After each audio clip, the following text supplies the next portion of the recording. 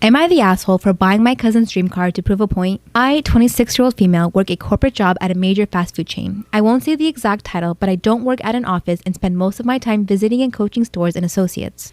Because of this, my family seems to be under the impression that my job is a loser job, despite me making well over $150,000 a year. I think this perception is exasperated by the fact that I'm a frugal person who doesn't tend to surround myself with expensive things. My cousin, 34-year-old male, is a physics professor at a nearby state university and has done very little to hide the fact that he looks down on my job. From what I understand, we make similar money, but he's still paying off his doctorate degree. I didn't go to college. He has a much bigger house and mortgage and 2 kids. I'm child-free, meaning I have much more disposable income than him. For nearly 2 years, he's been talking about how he really wants a Tesla Model X and how he's slowly saving money for it. He'll joke about how much he wants it by describing how he sees it in his dreams in exquisite detail.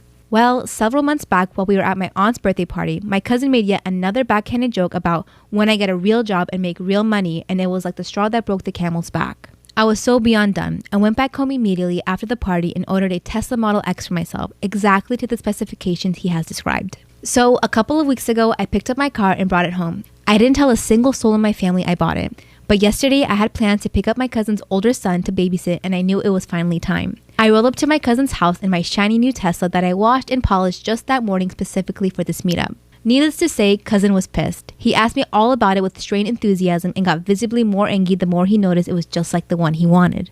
So, in what I would assume was retaliation, he tried to make a comment about, wow, it must have been an adventure and a half to find a bank willing to give you a loan like this. I laughed him off and casually told him I wouldn't know since I paid in cash, which is true. He questioned me, so I pulled up a picture on my phone of the title with my name on it.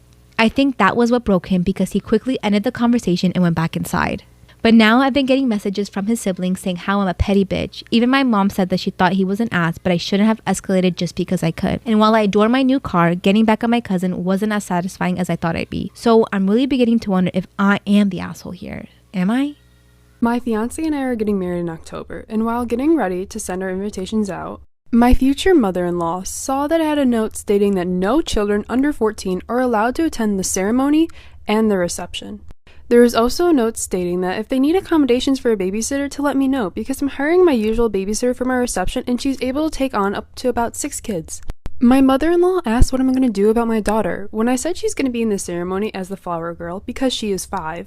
And then after the ceremony, she's going to be with her babysitter. My mother-in-law asked if I thought it was going to be unfair, and that if I'm absolutely saying no children under 14, then my child who is under 14 shouldn't be allowed to go either.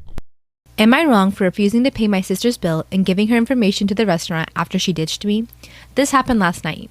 My sister and her boyfriend recently moved to a town next to mine. I was excited as we'll be able to see more of each other now. Nearby, there's a downtown center that has a lot of shopping, restaurants, galleries, etc. There is one upscale restaurant that both my husband and I love.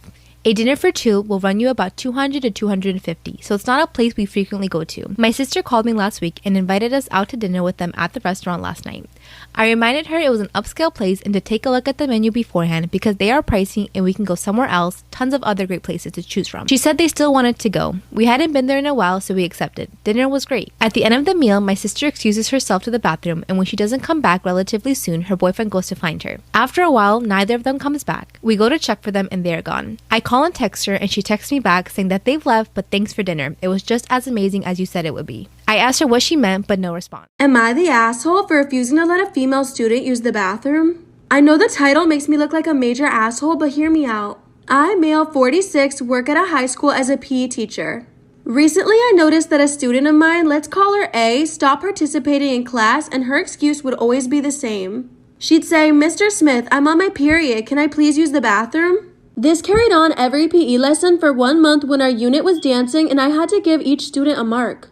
She would leave for 45 minutes and was behind everyone. I had nothing to grade her on and was getting increasingly annoyed. So this time when she asked, I just snapped. I said, if you're on your period this often, multiple times in 2 months, I think you need medical help.